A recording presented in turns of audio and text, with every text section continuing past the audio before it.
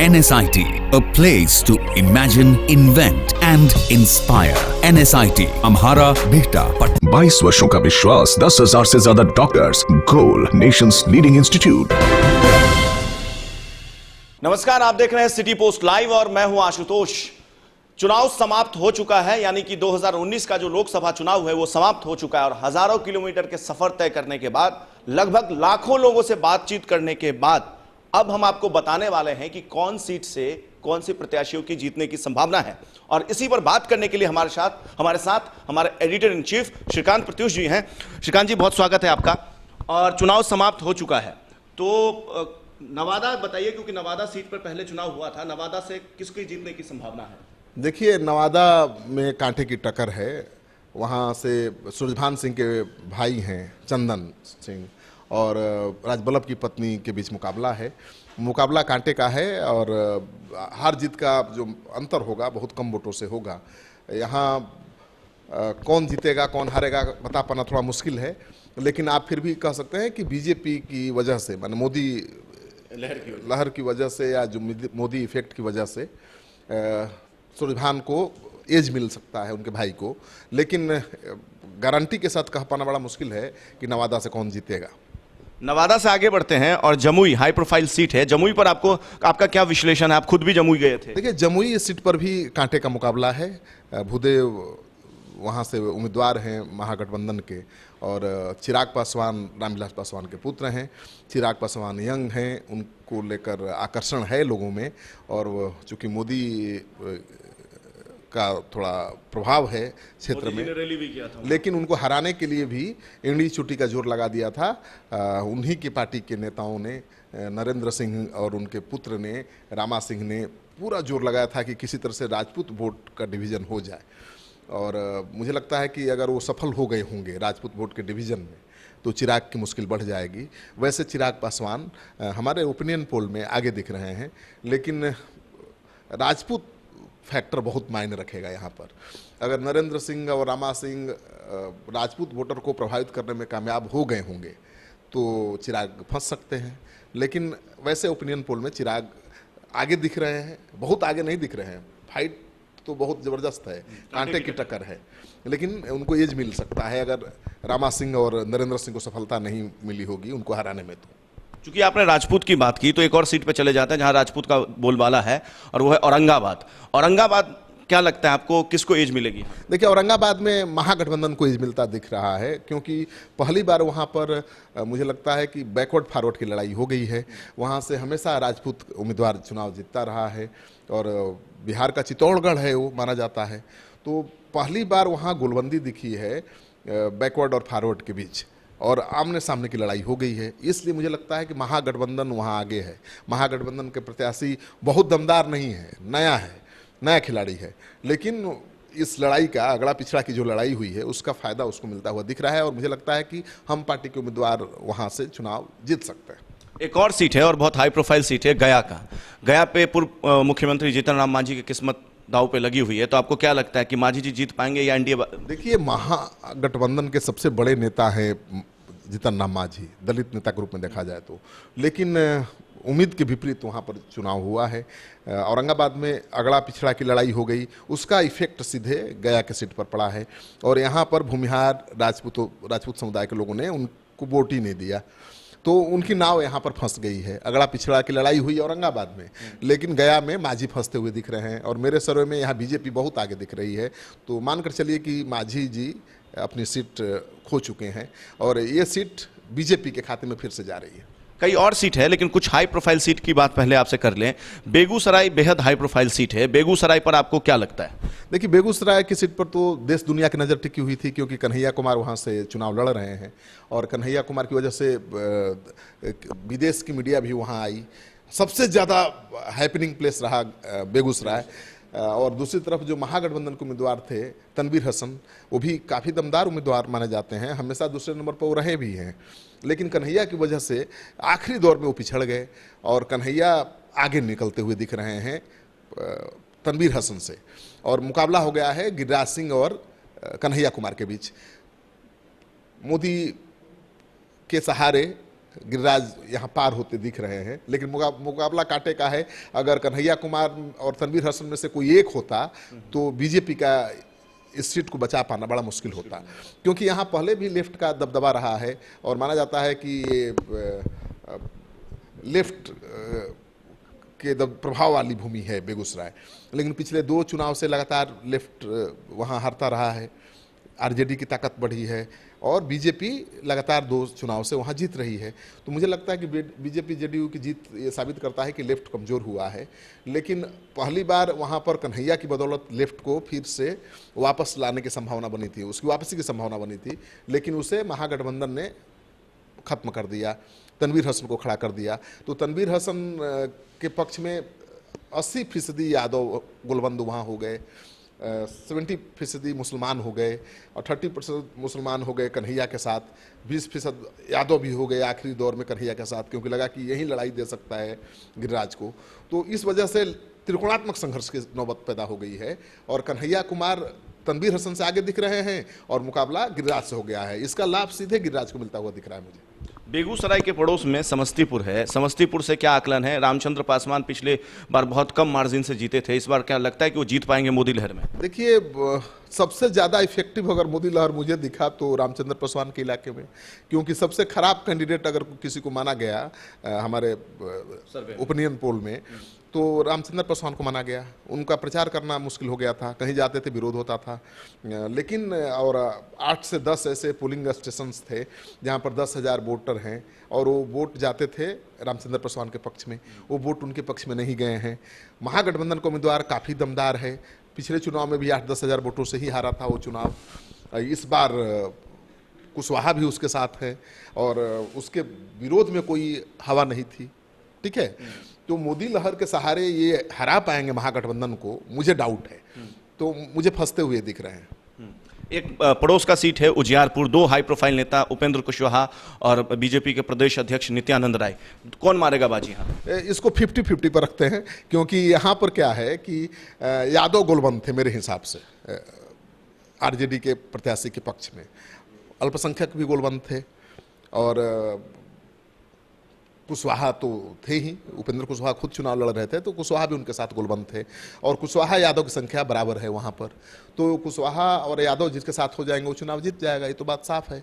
तो मुझे लगता है कि वहाँ उपेंद्र कुशवाहा आगे दिख रहे हैं। लेकिन उपेंद्र कुशवाहा के जो विरोधी हैं वो दावा कर रहे हैं कि आखिरी दौर में यादवों को हमने तोड़ा है, यानी कुछ यादव नित्यानंद राय के साथ इसलिए चले गए कि ये सीट कहीं कुशवाहा की ना हो जाए, यानी यादव के कब्जे में सीट रहनी चाहिए। अगर उनका ये दावा सही है तब तो मुश्किल हो जाएगा उपेंद्र कुशवाहा के लिए। लेकिन मेरे सर्वे में मुझे लग रहा है कि कांटे की फाइट है और उपेंद्र कुशवाहा जीत भी सकते हैं और हारेंगे भी तो बहुत कम मार्जिन से। तो यहाँ जीत हार का प्रेडिक्शन करना मुझे लगता है कि जल्दबाजी होगा, इंतजार ही कर लीजिए, क्योंकि दोनों के दावे अलग अलग हैं। लेकिन हमारा ओपिनियन पोल में फाइट जो है कांटे का दिख रहा है, तो हम एज दे रहे हैं उपेंद्र कुशवाहा को यहाँ पर। दरभंगा में क्या लगता है? दरभंगा में जिस तरीके से कीर्ति झा आजाद का टिकट काट दिया गया, संजय झा का टिकट काट दिया गया, एक नया चेहरा बीजेपी ने दिया और अब्दुल बारिक सिद्दीकी आरजेडी के पुराने नेता थे, तो क्या लगता है? मुझे लगता है कि दरभंगा में कोई फाइट ही नहीं है। अब्दुल बारिक सिद्दीकी अच्छे नेता हैं, लेकिन दरभंगा से कीर्ति आजाद को उठाकर धनबाद भेज दिया गया, तो जो नुकसान बीजेपी को होने वाला था वो नहीं हुआ। और ये जो बीजेपी का उम्मीदवार है नया, गोपाल जी ठाकुर, नया जरूर है और राजनीति का नौसिखिया भी कह सकते हैं, लेकिन ग्राउंड लेवल पर बहुत काम किया है, बहुत पॉपुलर है, उसके खिलाफ कोई शिकायत नहीं है।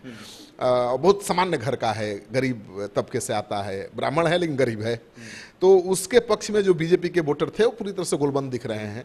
और महागठबंधन में प्रॉब्लम ये था कि फातमी बगावत कर दिए, वहाँ मधुबनी में कांग्रेस के शकील अहमद ने कर दिया, उसका भी असर पड़ा है यहाँ। तो मुझे लगता है कि यहाँ बीजेपी को कोई डाउट नहीं है, मुझे लगता है बीजेपी जीत गई है यहाँ। मधुबनी में त्रिकोणीय मुकाबला कह सकते हैं? बिल्कुल, मधुबनी में त्रिकोणीय मुकाबला भी है और कह सकते हैं कि आमने सामने की लड़ाई हो गई है शकील अहमद और अशोक यादव के बीच, बीजेपी के प्रत्याशी के बीच, और दोनों में से कोई भी जीत हार सकता है। बद्रीपुर में प्रेडिक्शन करना मुश्किल है। बद्रीपुर में मुझे लगता है तीसरे नंबर पर रहेंगे। लड़ाई हो गई है वहाँ पर कांग्रेस और बीजेपी के बीच, और शकील अहमद भी काफ़ी लोकप्रिय नेता हैं, ब्राह्मणों का भी उनको समर्थन मिल जाता है कांग्रेसी होने की वजह से, और उनके खिलाफ कांग्रेस ने कार्रवाई भी की। तो आखिरी दौर में वोटिंग से एक दिन पहले, तो उसका कितना इम्पैक्ट पड़ेगा कांग्रेसियों पर मुझे नहीं मुझे ज़्यादा संभावना नहीं दिखती है। और मुझे लगता है कि शकील अहमद और बीजेपी के बीच लड़ाई है। फायदा बीजेपी को भी मिल सकता है इस बगावत का, और शकील अहमद को भी मिल सकता है। तो यहाँ मानकर चलिए कि बीजेपी को एज मिलना चाहिए, क्योंकि वो उम्मीदवार हैं ना एनडीए के। लेकिन वो शकील अहमद ना कांग्रेस के उम्मीदवार रहे और निर्दलीय हैं, लेकिन कांग्रेस का लाभ उनको मिल सकता है। तो यहाँ सीट फंसी हुई है, लेकिन बीजेपी को एज है। यहाँ पर बीजेपी निकल सकती है, लेकिन मुश्किल से निकलेगी। सीतामढ़ी में आप गए थे, सीतामढ़ी का क्या सिचुएशन है? मधुबनी का पड़ोस जिला है। देखिए, सीतामढ़ी में भी मुकाबला मुझे लगता है कांटे का है। और जो आरजेडी के प्रत्याशी हैं अर्जुन राय, वो तो दावा कर रहे थे कि हम 5 लाख वोट से जीतेंगे, लेकिन हमारे सर्वे में सब तो मोदी मोदी करते नजर आए। और कुशवाहा वोट भी उनके पक्ष में गोलबंद नहीं था। उपेंद्र कुशवाहा महागठबंधन में है, उसका जो लाभ मिलना चाहिए था उनको मिलता हुआ नहीं दिखा। मलाह समाज का लाभ मिलता हुआ दिखा, उसका वोट ट्रांसफर हो रहा है। लेकिन कुशवाहा का वोटर जो है वो बीजेपी मोदी मोदी कर रहा था। तो मुझे लगता है कि वहाँ बीजेपी को इसका फायदा मिल सकता है। मोदी लहर का कैंडिडेट से खुश नहीं है लोग, और वहाँ पर जो बनिया समाज की बहुत अच्छी खासी संख्या है, पकड़ है, और उनको बीजेपी के खिलाफ करने की कोशिश की जा रही थी, प्रत्याशी का डर दिखा के प्रत्याशी के नाम पर। लेकिन आखिरी दौर में मोदी के नाम पर मुझे लगता है कि सब कुछ ठीक हो गया है, तो वहाँ बीजेपी को एज मिल सकता है। लेकिन अर्जुन राय को कमजोर समझना बड़ा मुश्किल है। मैं तो नहीं कहूँगा कि इस सीट पर जो अर्जुन राय हार जाएंगे, क्योंकि लड़ाई में तो हैं अर्जुन राय, बहुत पॉपुलर भी हैं, बहुत लोकप्रिय हैं, तो उनको हराना थोड़ा मुश्किल होगा। और हारेंगे तो ये क्या कहा जाता है, अनहोनी कहा जाएगा। तो बीजेपी जीतेगी भी तो भी अनहोनी, और अर्जुन राय हारेगा तो भी अनहोनी। तो 50-50 में रखिए। और बगल में चलते हैं तो शिवहर है। शिवहर रामा देवी वर्तमान में सांसद थी, अब क्या रामा देवी अपनी कुर्सी बचा पाएगी? देखिए, रामा देवी 3 बार से लगातार सांसद है, तो उनके खिलाफ बहुत एंटी इनकम्बेंसी है और लोग नाराज भी हैं। लेकिन महागठबंधन में भी जो डार मची हुई थी, तेज प्रताप ने अपना उम्मीदवार खड़ा कर दिया था, लेकिन गनीमत थी कि उसका नामांकन ही रद्द हो गया। तो लड़ाई सीधे शिवहर में महागठबंधन और एनडीए के बीच हो गई है। और मुझे लगता है कि यहाँ महागठबंधन जीत सकता है। रामा देवी के खिलाफ मूड है लोगों का, तो यहाँ मान सकते हैं कि एज मिलता हुआ दिख रहा है महागठबंधन को। हालांकि उम्मीदवार बहुत नया है, उसका विरोध भी बहुत ज़्यादा हुआ, लेकिन फिर भी उसे एज मिलता हुआ दिख रहा है, क्योंकि रामा देवी 15 साल से हैं और उनके खिलाफ एंटी इनकम्बेंसी ज़्यादा है। तो मानकर चलिए कि एज मिल रहा है महागठबंधन को। मोतिहारी में एक बड़े कद्दावर नेता है भारतीय जनता पार्टी के राधा मोहन सिंह, और उनको चुनौती दे रहे हैं युवा आकाश सिंह। तो क्या लगता है कि राधा मोहन सिंह निकाल लेंगे या फिर आकाश सिंह की एंट्री हो जाएगी? राधा मोहन सिंह को हराना थोड़ा मुश्किल है, क्योंकि वहाँ 2.5 लाख लगभग वोटों से वो जीते थे चुनाव, जब नीतीश कुमार उनके साथ नहीं थे। आज की तारीख में नीतीश कुमार उनके साथ हैं। कुशवाहा समाज के नेता उपेंद्र कुशवाहा हैं एनडीए महागठबंधन के साथ, तो उनकी चुनौती बढ़ सकती थी, लेकिन कुशवाहा भी बटा हुआ दिखा। कुशवाहा के 50% वोट जा रहे हैं बीजेपी की तरफ, तो 50% जा रहे हैं महागठबंधन की तरफ। और भूमिहार समाज को पूरी तरह से एनडीए के खिलाफ खड़ा कर देना बड़ा मुश्किल काम है। हालांकि अखिलेश सिंह हरा चुके हैं एक बार राधा मोहन सिंह को, और इस बार राधा मोहन कह रहे हैं कि आखिरी चुनाव लड़ रहे हैं। इसी को मुद्दा बनाकर अखिलेश सिंह के बेटे आकाश जीत का दावा भी कर रहे हैं। वो भी 5 लाख से ज़्यादा वोटों से जीत का दावा कर रहे हैं। लेकिन मुझे लगता है कि यहाँ बीजेपी को एज मिलता हुआ दिख रहा है, आकाश पिछड़ते हुए दिख रहे हैं। अब आ जाते हैं मुजफ्फरपुर की तरफ। मुजफ्फरपुर में क्या लगता है आपको? वीआईपी पार्टी एक तरफ है, दूसरी तरफ अजय निषाद भारतीय जनता पार्टी के। कोई खास लड़ाई नहीं है, क्योंकि यहाँ पर भी मलाह वोट बटा हुआ दिख रहा है। एनडीए को भी मिल रहा है, महागठबंधन को भी मिल रहा है, और यहाँ के भूमिहार समाज का जो वोटर हैं वो पूरी तरह से एनडीए के पक्ष में गोलबंद हैं। अगड़ी जातियों के वोटर गोलबंद हैं। तो यहाँ मुझे लगता है कि 2 निषाद नेता हैं, तो निषाद का वोट बट गया। अगर नहीं बढ़ता, एक तरफा रहता, तो शायद नतीजा अलग होता। लेकिन यहाँ पर मुझे लगता है बीजेपी आगे दिख रही है। बीजेपी के अजय निषाद जीत रहे हैं यहाँ से। मुजफ्फरपुर के बगल में, मुजफ्फरपुर का बहुत ज़्यादा हिस्सा लगता है वैशाली लोकसभा। वैशाली लोकसभा में क्या लगता है आपको? एक कद्दावर नेता है आरजेडी के रघुवंश प्रसाद, दूसरी तरफ वीणा देवी है। देखिए, चुनाव जीतने का पैमाना अगर होता कि बढ़िया नेता जीतेगा और खराब हार जाएगा, तो रघुवंश बाबू को जीतना चाहिए, क्योंकि वो बहुत दिग्गज नेता हैं, बहुत बड़े नेता हैं। उनकी वजह से यूपीए रिपीट किया था, क्योंकि उनकी मनरेगा योजना बहुत पॉपुलर हुई थी। लेकिन लगातार चुनाव हार रहे हैं। रामा सिंह एक बाहुबली थे, उन्होंने चुनाव हरा दिया। अब उनकी शिष्या हैं बीना देवी और उनके पति दिनेश सिंह उनके लिए चुनाव का सारा तैयारी करते थे, वही चुनाव लड़ाते थे रघुवंश बाबू को। अब वहीं उम्मीदवार हैं एलजेपी के, तो यहाँ चुनौती मिल रही है क्योंकि राजपूत समाज के बीच हम गए, वहाँ वो राजपूत समाज गुलबंद नहीं है रघुवंश बाबू के, तो वो भी बटा हुआ है। दोनों राजपूत हैं कैंडिडेट, और उनको लगता है कि जो आरजेडी ने स्टैंड लिया आरक्षण को लेकर या फिर अगड़ा के खिलाफ स्वर्ण आरक्षण के विरोध किया, उसका असर दिख रहा है और राजपूत नहीं चाहते हुए भी रघुवंश बाबू का साथ छोड़ते हुए दिख रहे हैं और वीणा देवी के पक्ष में गुलबंद होते हुए दिख रहे हैं। इसका लाभ मुझे लगता है कि वीणा देवी को मिल रहा है और रघुवंश बाबू यहाँ पिछड़ जाएंगे एक बार फिर, मुझे लगता है। बगल में हाजीपुर है, हाजीपुर लोकसभा सीट रामविलास पासवान छोड़ दिए और उनके भाई पशुपति कुमार पारस लड़ रहे हैं, तो क्या लगता है कि जो रामविलास पासवान की जो सल्तनत है उसको बचा पाएंगे? देखिए, हाजीपुर रामविलास पासवान हमेशा जीतते रहे हैं और Guinness book of world record में भी उनका नाम दर्ज है ज़्यादा वोटों से जीतने की वजह से। लेकिन जब उन्होंने सीट छोड़ दिया, यानी चुनाव लड़ ही नहीं रहे हैं, अपने भाई को लड़ा रहे हैं, पहले हाला हुआ कि उनकी पत्नी लड़ेंगी या फिर हुआ कि बेटा लड़ेगा, लेकिन लड़े पशुपति पारस। पशुपति पारस उतने पॉपुलर तो नहीं है जितने रामविलास पासवान हैं और वो दावा भी नहीं करते हैं, लेकिन सीट चूंकि रामविलास पासवान की है और रामविलास पासवान के समर्थक वहाँ ज़्यादा हैं और रामा सिंह जो उनकी पार्टी के सांसद थे उनको टिकट नहीं मिला तो खिलाफ में काम तो खूब किया। यानी जितना प्रत्याशी जीतने के लिए चुनाव प्रचार करता है, जितना जोर लगाता है, उतना ही जोर लगाया था रामा सिंह ने पशुपति पारस को हराने के लिए। लेकिन मुझे लगा जो कि राजपूत गुलबंद नहीं हो पाए हैं पशुपति पारस के खिलाफ, यानी रामा सिंह को कामयाबी नहीं मिल पाई है पूरी तरह से राजपूत समाज को पशुपति के खिलाफ गुलबंद करने में, या कहिए बीजेपी के एनडीए के खिलाफ गुलबंद करने में। इसका फायदा मिलता हुआ दिख रहा है और हमारे ओपिनियन पोल में तो पशुपति पारस आसानी से जीतते हुए दिख रहे हैं। हालांकि उनका मुकाबला है आरजेडी के उम्मीदवार से शिवचंद्र राम से, वो बहुत ज़्यादा पॉपुलर है, जान लीजिए। पशुपति पारस इंट्रोवर्ट हैं, वो एक्सट्रोवर्ट है। पशुपति पारस हाथ जोड़ते हैं, वो पैर पकड़ता है, तो दोनों उम्मीदवारों की लोकप्रियता में जमीन आसमान का फर्क है।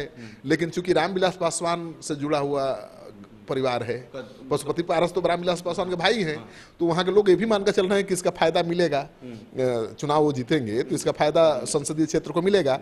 इस वजह से वो भारी पड़ते हुए दिख रहे हैं। तो यहाँ मुकाबला कांटे का है, भाई होने का फायदा मिल रहा है और यहाँ एज मिल रहा है पशुपति पारस को। एक और सीट है, बॉर्डर से सटा हुआ लोकसभा क्षेत्र है, इसलिए उसकी चर्चा कर लें फिर आगे बढ़ेंगे। वाल्मीकि नगर में क्या आकलन है आप? वाल्मीकि नगर में देखिए, कांग्रेस का उम्मीदवार जेएनयू का प्रोडक्ट है और वो पूर्व मुख्यमंत्री केदार पांडे का पौत्र भी है।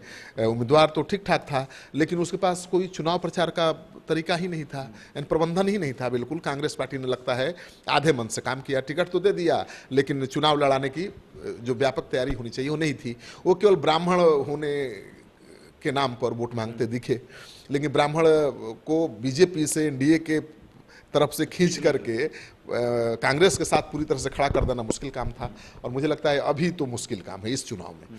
तो वो हारते हुए दिख रहे हैं और वहाँ पर जेडीयू का जो प्रत्याशी है मुझे लगता है उसको बढ़त मिल रही है। माना जा रहा था कि वहाँ ब्राह्मण का सीट छीन लिया गया, वहाँ से बीजेपी के सांसद थे ब्राह्मण सतीश चंदुबे, तो नाराजगी होगी ब्राह्मणों में और इसका फायदा मिल सकता है कांग्रेस को। वो मिलता हुआ नहीं दिख रहा है मुझे लग रहा है और वहाँ पर जेडीयू की जीत तय मानी जा रही है, वहाँ पर महागठबंधन पिछड़ गया। मैं दर्शकों से एक बात कहूँगा कि देखिए, हमने 40 सीट का दौरा किया, जो हमारे रैंडम ओपिनियन पोल में तस्वीर उभर कर सामने आई है उसको रख रहे हैं। आप बिल्कुल दिमाग में मत रखिए कि हमारा झुकाव किसी के प्रति है या किसी के प्रति हम नफरत की भावना रखते हैं। बिल्कुल हमारे दिल में, जहन में, दिमाग में एकदम नहीं है और हमें अपनी छवि प्यारी है। हम क्यों किसी के लिए बदनाम हो? महागठबंधन एनडीए से हमको क्या मिलने वाला है? हमें तो आप ही से सब कुछ मिलने वाला है, क्योंकि आप ही हमारे दर्शक हैं। आप ही के प्यार समर्थन से हम आगे बढ़ेंगे, आप ही के सहयोग से हमारा नाव पार होगा। जैसे जनता पार करती है ना नेताओं की नाव, उसी तरह से हम आपके भरोसे हैं। हम आपसे छल कपट क्यों करेंगे? हम किसी का पक्ष क्यों लेंगे और किसी के विरोध में क्यों जाएंगे?